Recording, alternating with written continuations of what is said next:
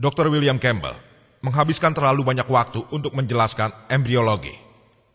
Setengah pembicaraannya mengenai geologi dan menyinggung 6 topik yang lain. Saya mencatatnya.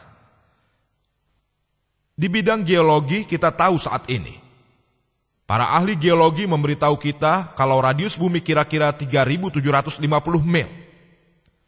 Dan lapisan yang lebih dalam, panas dan cair, dan tidak mungkin ada kehidupan di sana. Dan bagian permukaan bumi di mana kita sekarang hidup sangat tipis, 1-30 mil. Namun, sebagian besar, antara 1 hingga 30 mil. Dan kemungkinan besar, lapisan permukaan bumi ini akan mengalami goncangan.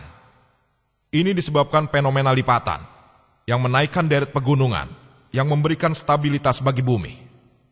Dan Quran menyebutkannya dalam surat Naba 78 ayat 6-7.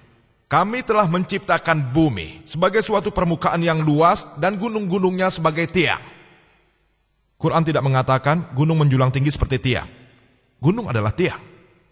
Autat dalam bahasa Arab berarti tiang atau pasak tenda. Saat ini kita tahu, dalam ilmu geologi sekarang, gunung memiliki akar-akar yang dalam. Ini diketahui pada paruh kedua abad ke-19. Dan bagian luar yang kita lihat pada gunung hanya presentasi kecilnya saja. Bagian yang tidak kelihatan mirip seperti tiang yang ditancapkan ke tanah. Yang Anda lihat itu hanya puncaknya saja, yang lebih besar di dalam tanah. Mirip seperti puncak gunung es. Kita hanya dapat melihat bagian atas, 90%-nya berada di bawah air. Quran mengatakan, surat Ghosiyah 88 ayat 19, surat Naziat 79 ayat 32.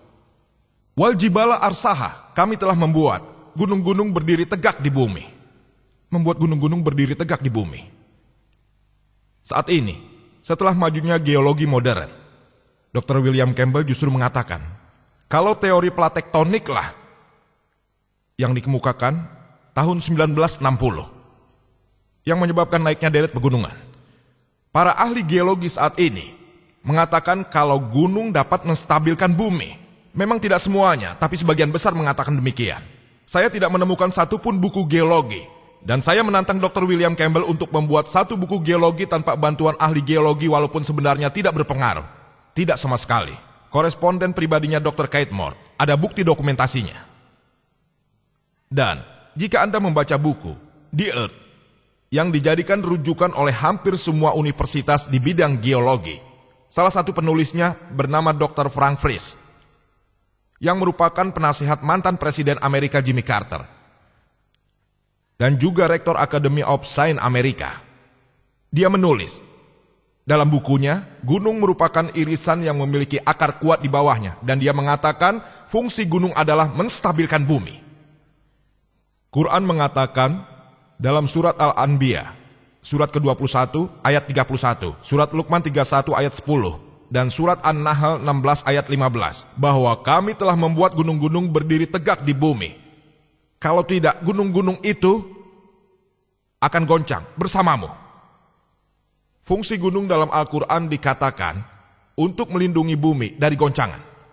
Quran tidak pernah mengatakan gunung mencegah gempa bumi. Dr. William Campbell mengatakan, dia menulis dalam bukunya, banyak gempa bumi terjadi di pegunungan, dan gunung-gununglah yang menjadi penyebabnya. Perlu digarisbawahi, Quran tidak pernah mengatakan kalau gunung mencegah gempa bumi. Bahasa Arab untuk gempa bumi, Dr. William Campbell mengerti bahasa Arab, zilzal atau zalzalah. Namun kata yang digunakan dalam 3 ayat 1 tersebut adalah tamidah. Tamidah artinya menggoncang, menggoyang, mengayun. Dan Al-Quran menyebutkan dalam surat Luqman 31 ayat 10, surat An-Nahl 16 ayat 15, kami telah membuat gunung berdiri tegak di bumi agar tidak menggoncangmu.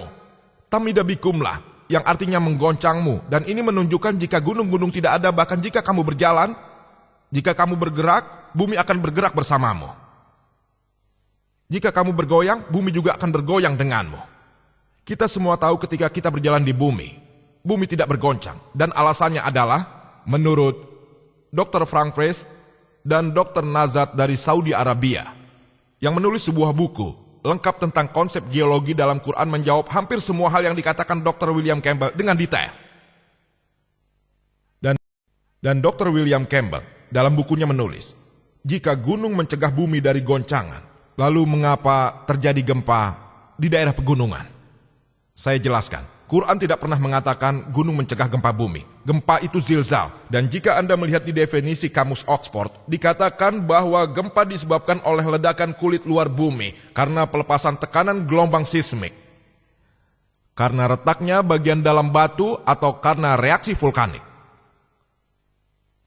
Quran mengatakan tentang zalzala dalam surat Zalzal. Namun di sini Quran mengatakan tamida bikum, untuk mencegah bumi bergoncang bersamamu.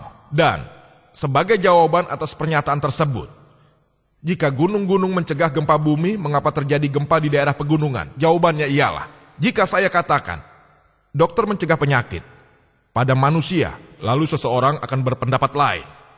Jika dokter mencegah penyakit pada manusia, lalu mengapa ada lebih banyak orang sakit di rumah sakit, padahal ada banyak dokter di rumah sakit, sementara di rumah kita tidak ada dokter sama sekali?